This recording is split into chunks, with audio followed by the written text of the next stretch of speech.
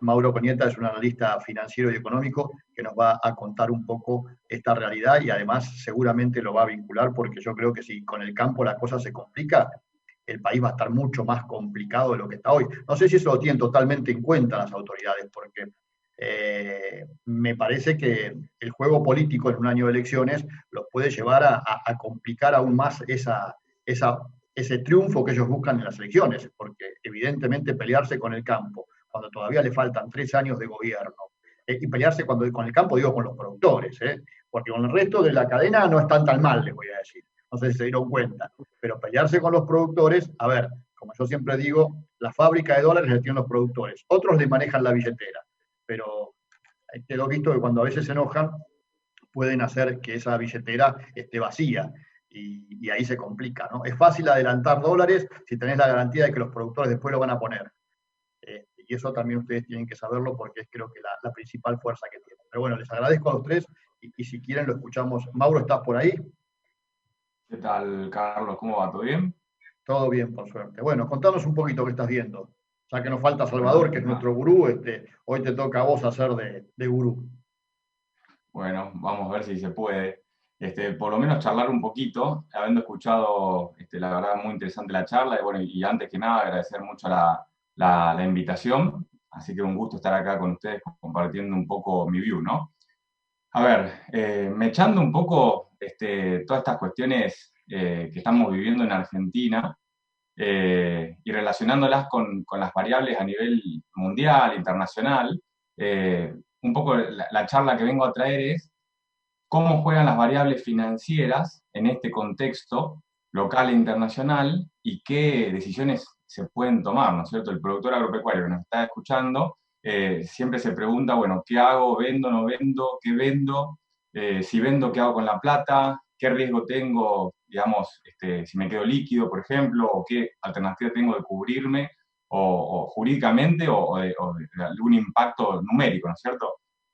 Entonces, un poco, si te parece, Carlos, a ver, yo creo que antes de arrancar a hablar nada, es importante, y creo que esto más o menos ya lo vienen viendo, pero está bueno repasarlo, o sea, conocer en el contexto en el que estamos a nivel internacional, ¿no es cierto? Año 2020 muy turbulento, o sea, con tremendos cambios. Eso generó en las variables financieras un dólar que ha perdido un 13% de valor desde marzo, o sea, cuando arrancó la pandemia hasta la fecha, desde marzo del año pasado hasta la actualidad, el dólar en su conjunto de las monedas más, digamos, representativas, ha caído un 13% de valor. Y eso es quizás una consecuencia de lo que se está haciendo en materia de política económica a nivel mundial, ¿no es cierto? Para salir, digamos, de esta crisis, nuevamente se recurre a facilidades, digamos, de emisión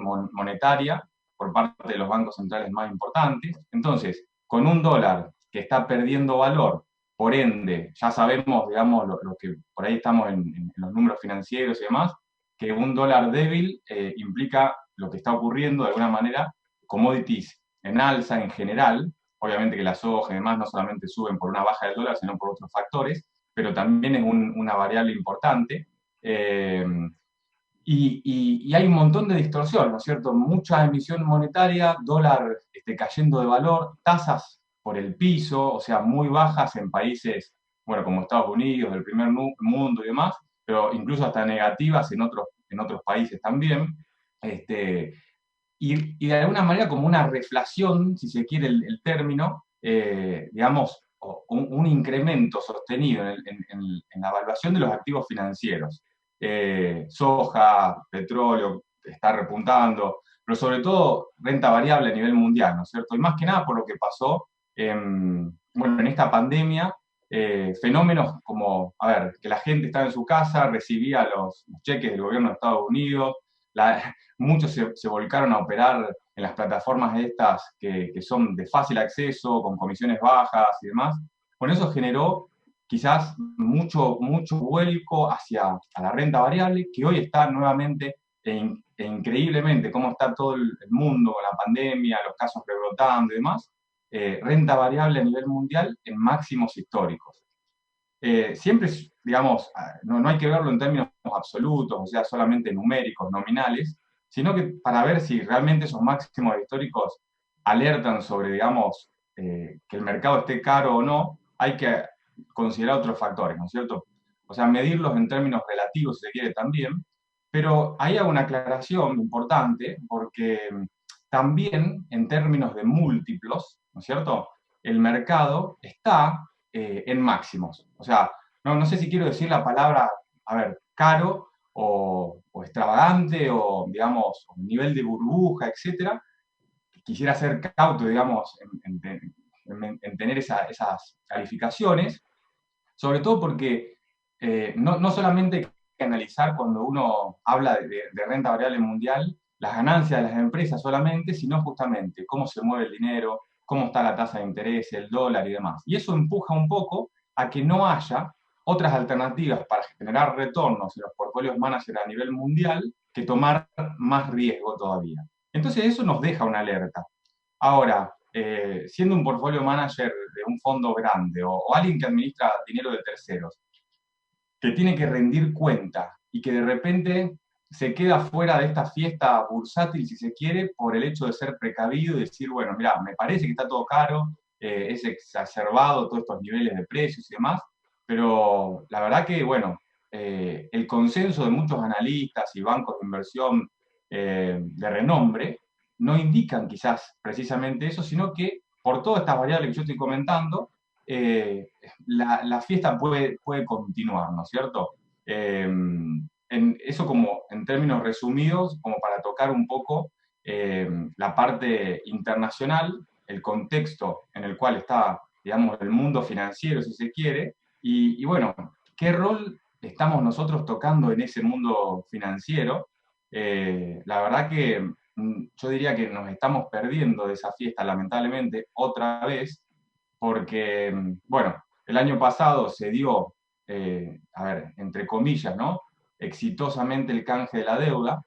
A mi criterio y en una opinión personal, digamos, mía, yo creo que fue muy dilatado y que fue con condiciones quizás muy buenas para el gobierno, si se quiere, pero no muy buenas, o diría malas, para el mundo inversor.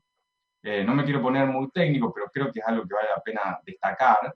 Los bonos argentinos hoy en día no pagan cupón, ¿no es cierto? Y mucho, digamos, de las personas adineradas a nivel mundial o los fondos de pensión y demás, de alguna manera, cuando eligen algún crédito, además de elegir algún crédito, digamos, que tenga la posibilidad de repago, pero cuando se asume un riesgo, como por ejemplo invertir en un mercado emergente o frontera como puede llegar a ser Argentina, se evalúa en términos de renta fija y lo importante es que tenga lo que se llama current yield, o sea, un cupón corriente, o sea, que invertir en ese instrumento de renta fija no solamente venga la ganancia por la apreciación, digamos, de la convergencia hacia el valor par en el término del tiempo, sino que pague una renta. Bueno, hoy en día los bonos argentinos no tienen ese atractivo. Y de la misma forma que Ecuador, que también hizo una reestructuración, pero está rindiendo menos, Argentina está rindiendo 16% en dólares. Con lo cual, si yo tendría que hacer alguna aseveración al respecto, diría que esa reestructuración de la deuda no ha sido tan exitosa, porque hoy no nos deja bien parados para Argentina que pueda volver al mercado de financiación en los mercados de capitales internacionales, ¿no es cierto? Entonces, si bien, a ver, logramos refinanciar la deuda, etcétera, hoy no tenemos esa puerta abierta y rendimos más que el Congo, más que Kazajistán o países que ni siquiera sabemos dónde están ubicados en el mapa. Entonces, eso también es una variable a tener en cuenta y quizás como, digamos, como otra cuestión más a comentar, ¿no? Pero dentro de todo esto, en la toma de decisiones diarias de la gestión de un negocio agropecuario o cualquier otro, siempre nos preguntamos, bueno, como decíamos recién, la soja ha llegado a valores muy interesantes, ¿no es cierto? Y algún productor que diga, bueno, o sea, pueden haber muchas perspectivas, ¿no? Que siga subiendo, que puede ser una posibilidad, o decir, bueno, ya me gusta el precio y decido vender para asegurar hacer alguna estrategia o lo que sea, comprar un call, lo que sea, pero ¿qué hago con ese dinero, no? Entonces, si hablando un poco de cuestiones puntuales, desde el punto de vista, ahí yo lo toqué Argentina al 16%, ¿cuál es mi opinión al respecto y si, digamos, fue exitoso o no la reestructuración? Del otro lado de la vereda, para alguien que tiene un excedente en dólares, si se quiere, eh, a pesar de que obviamente una tasa del 16% sea atractiva por su rendimiento, lo veo muy riesgoso. A ver, hoy en día, quizás en estos niveles estamos, ojalá, más cerca de un piso que de un techo, lógicamente, o sea, quizás las probabilidades estén más del lado de que haciendo un poco las cosas bien, esto mejore, pero la verdad que las señales, en todo sentido, no van en ese recorrido. O sea, las señales del gobierno en cuanto la gestión del presupuesto hace poco, digamos, todo tipo de señales hacia el mercado no generan esa confianza. Entonces, hoy el mercado vota con los precios y manifiesta esa incertidumbre, manifiesta ese desinterés por los activos financieros argentinos, con las consecuencias que trae eso. Pensemos, quizás no la abstracción financiera, es decir, la tasa de un bono rinde 16%, pensemos que cualquier proyecto, cualquier flujo, digamos, de inversión, las acciones o cualquier valuación es un descuento de flujos futuros atraídos a valor presente. Por lo tanto, esa tasa de interés ya le pone un valor muy bajo a cualquier emprendimiento, valuación de empresas, lo que sea, en este país, ¿no es cierto? Y no genera atractivos para atraer la inversión. Por lo tanto, esas son las consecuencias directas, más allá de que no sea atractivo, digamos, en términos de inversión para canalizar algún excedente en dólares. Entonces, yendo un poco a, digamos, a otro ámbito de la renta fija local, yo creo que para el que tenga, digamos, justamente la posibilidad de decir, bueno, me gustan estos precios, ¿qué hago con el dinero? Digamos, no me parece interesante a estos niveles de riesgo quizás entrar en soberanos, tampoco en subsoberanos, o sea, provinciales. Sí puede llegar a ser interesante, depende también el riesgo y un montón de otros factores, ¿no?, a considerar, pero para quien quiera defenderse de la inflación, los bonos C hoy en día están mostrando rendimientos positivos en una curva, digamos, ascendente, o sea, que no está invertida, en distintos tramos, digamos, de corto, mediano, largo, obviamente con los riesgos que conlleva, interesante como para estar posicionados y armar alguna cartera diversificada o meterse en algún fondo y demás, como para decir, bueno, los pesos excedentes que tengo, producto digamos, de la venta, de, de la actividad principal y demás, por lo menos no pierden contra la inflación. En ese sentido, los bonos SER creo que es una buena alternativa, conociendo que pueden llegar a tener fluctuación, obviamente,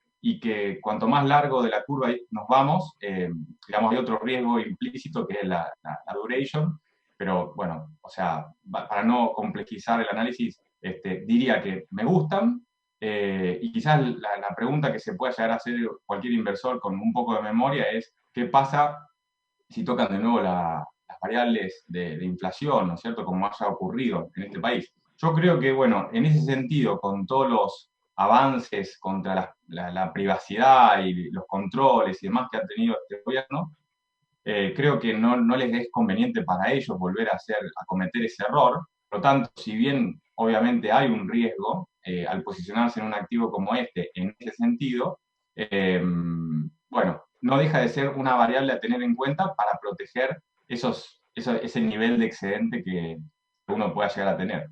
¿Qué tal, Mauro? ¿Cómo estás? Gusto en saludarte y bienvenido al Comité de Crisis. Gracias por el estupendo resumen. Lo pasaste por lo macro, lo llevaste a lo micro y lógicamente a nosotros lo que nos preocupa es ver una Argentina que cada vez se pone más ausente, pero cada vez se aleja más. El problema es que se aleja más y el problema es que se sigue alejando más. Y lo que nos da mucha pena es que no vemos en qué momento empieza en un camino de regreso a los mercados y regreso al mundo. Eso no nada más en lo financiero, también en lo agrícola. El día de hoy nos estamos dando por hecho que lo que salga de Argentina es bono, no es una necesidad. Entonces el mundo está empezando a tratar de adoptar hojas de balance y administrar riesgos alrededor de que Argentina nada más podrá colaborar un tanto, pero no podrá ser un protagonista confiable. Un poquito lo que está haciendo Rusia, ¿no? Pero es una situación distinta. Si es de que tú ves en algún momento que las cosas puedan cambiar para que Argentina regrese a la cuna de participación, o simplemente va a estar en una zona muy lateral y cada vez tendiendo a menos. La verdad que me cuesta creerlo, o sea, uno muchas veces tiene que diferenciar, digamos, lo que uno quiere a lo que uno piensa que puede llegar a pasar, ¿no es cierto? Y aparte, a ver, viendo lo mal que estamos y quizás que estamos cometiendo errores que ya están solucionados en otros países, parecería ser sencillo con algunas cuestiones a ordenar, deberíamos tranquilamente reflotar, ¿no es cierto? A mí lo que no me genera confianza es que tengan esa visión el gobierno actual y me da la sensación de que las señales que muestran son en otro recorrido.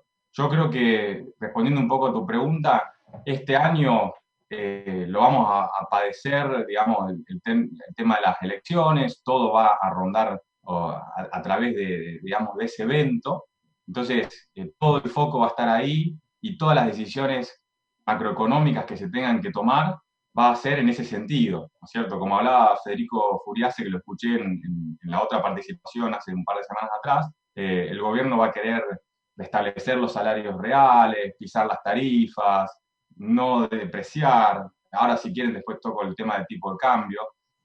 Entonces, si eso no ocurre durante por lo menos este 2021, yo me mantendría escéptico de que eso ocurra, ¿no es cierto?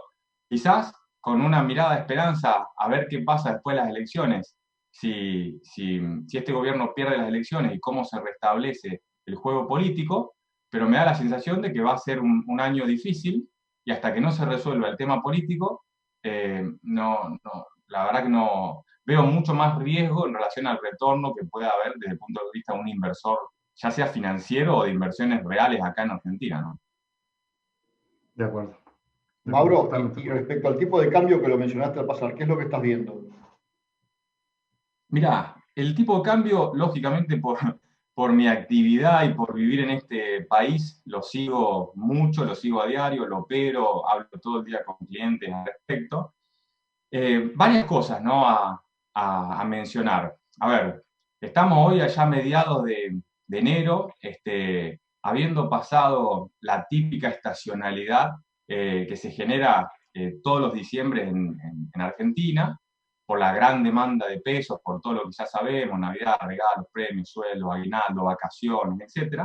Por lo tanto, era de esperar, ¿no es cierto?, lo ocurrido, o sea, que los tipos de cambios libres aflojen un poco. Ahora toco el oficial porque acá tenemos para divertirnos, ¿no? Pero era de esperar quizás lo sucedido. Ahora la gran incógnita es, bueno, ya está, estamos en enero, ¿qué sigue sucediendo hacia futuro, ¿no? El tipo de cambio oficial, como decía, para mí, y un poco el mercado vota con el mercado del dólar en Marrofe, el dólar futuro, las tasas implícitas,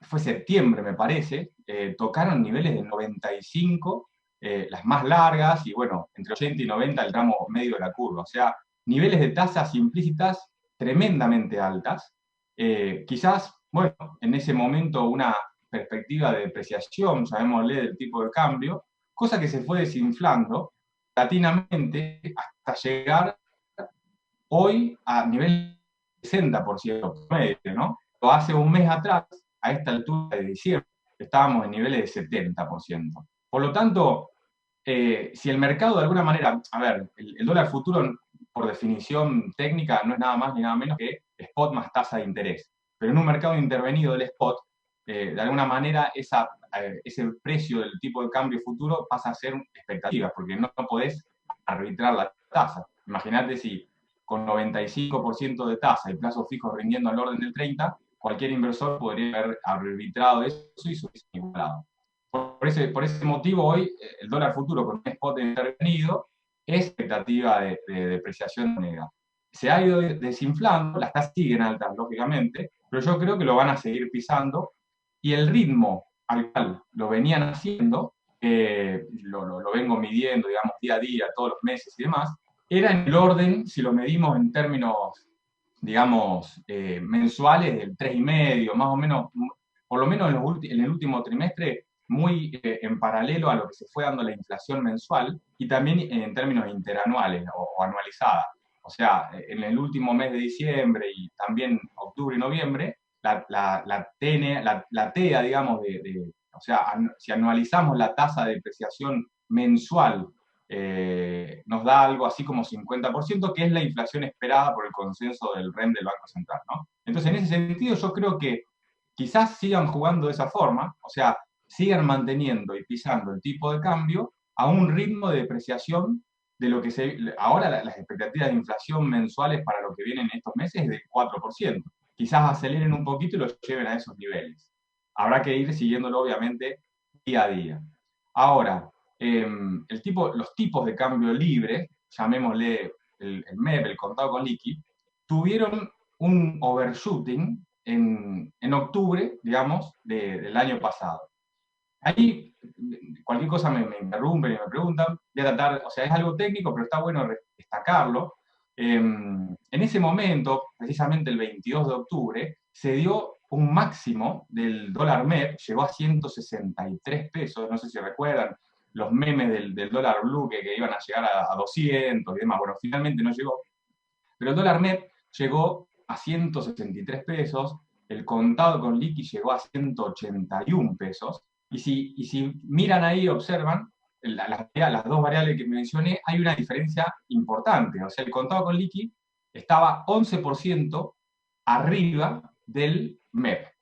Entiendo, muchas veces las personas dicen contado con liqui y MEP, refiriéndose quizás a lo mismo y no lo son, ¿no? El MEP es el dólar común y corriente, el que tenemos en la mano y vamos y depositamos al banco o sacamos y nos lo llevamos a nuestras casas. Ese es el famoso dólar MEP.